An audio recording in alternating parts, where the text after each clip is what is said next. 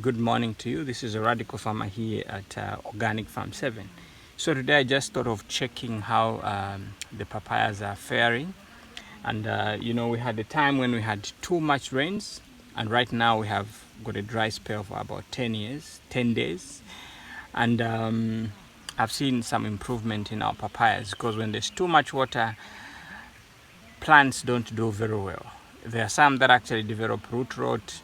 But I think the advantage that we have with our papayas is we are on a hill, so the slopey and the drainage is very, very good. So now I want us to count the papayas from one face and see, because in the next 2 months we are going to start selling these papaya fruits because they're going to be ready for sale. So, and the standard price that we'll be selling at is 20 kwacha per fruit.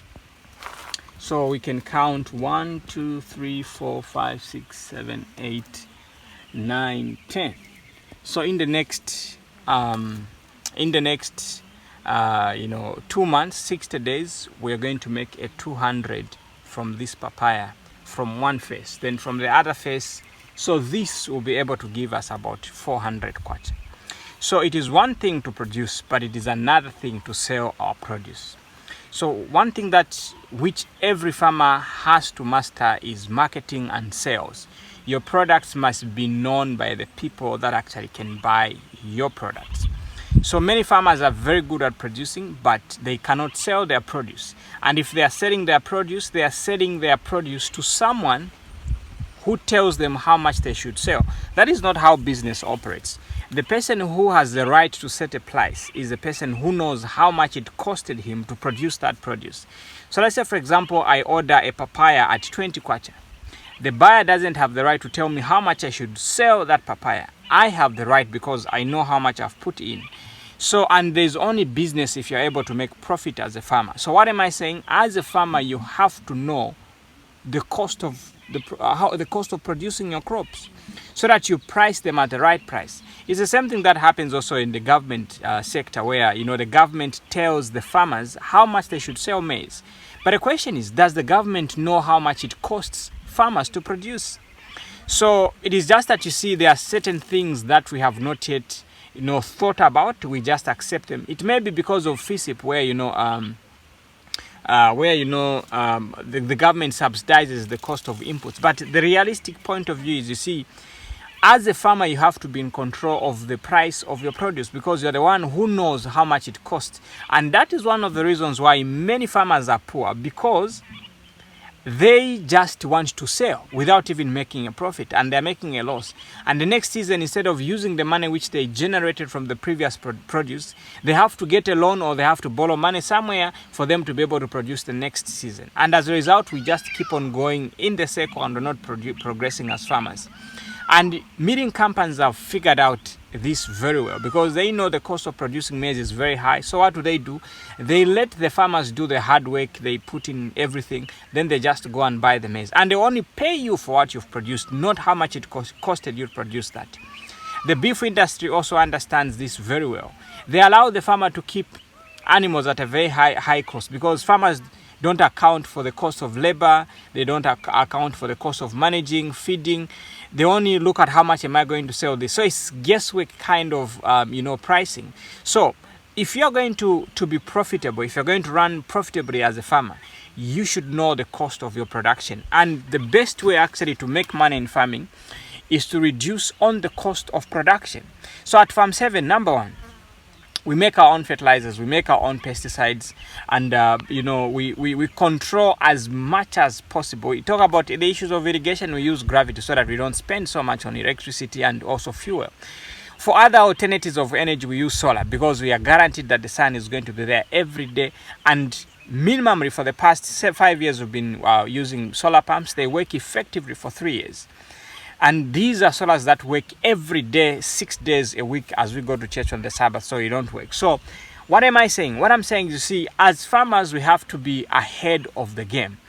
And the other challenge is the monopoly of thinking, whereby you are just thinking the same way for so many years. You're not progressing, you're not changing, you're not embracing certain types of farming, and as a result, you still remain the same. Because if you don't change, nothing changes. So when someone shares an idea of something that can be more lucrative, even trying it at small scale, we are scared. We want to be spectators. And you see, if you're not an actor, then you cannot change anything. You need to be part of the people that are actually changing the game in the agriculture industry. You have to be an actor, not a spectator. You have to be in the game, not just looking at the game and analyzing the game. There are people that are so good at analyzing a game to the point that they can even predict who is going to win, but sometimes they miss it. But they don't participate in the game. As much as that isn't a problem as you see it, farming, you have to be at the core. You can start, let's say, for example, if you really want to see that the papaya business is very lucrative, as I've calculated here, you try, let's say, for example, you get 10 papayas. At Farm 7, you're selling that at only 400 kwacha, 40 kwacha per seedling. You give it a try, and you see that 400 is what one plant is able to give you. One plant managed very well can give you that 400. Every living Zambian knows that a papaya like this, you can see how big my hands are, it is more than 20 kwacha.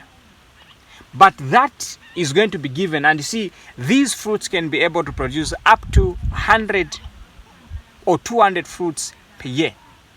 So now, within that period of time, you're harvesting, and the fruit all year round, and they can be there for the next 5 years, 8 years, depending on how you maintain them. So let us embrace change. Let us try other things.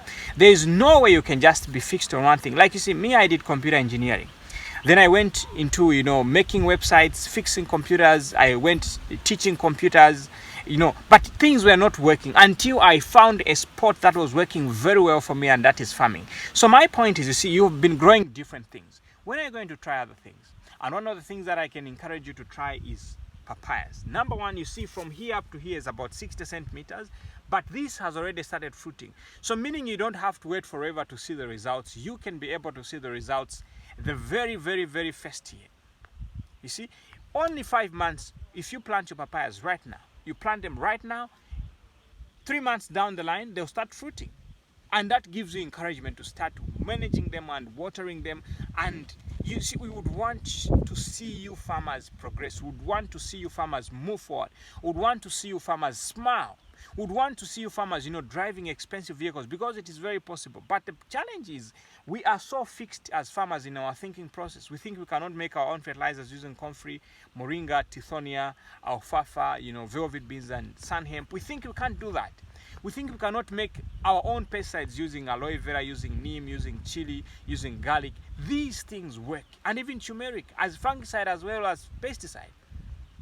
So my point here is, we farmers have to change. And when we change, then the industry is going to change, and our lives are not going to be the same anymore. So if you want to get started with planting papayas, Farm 7 is here to tell you that you can start today. And these are very drought resistant plants with a very deep root system, and they'll give you returns within a year. Stay blessed and stay super organic.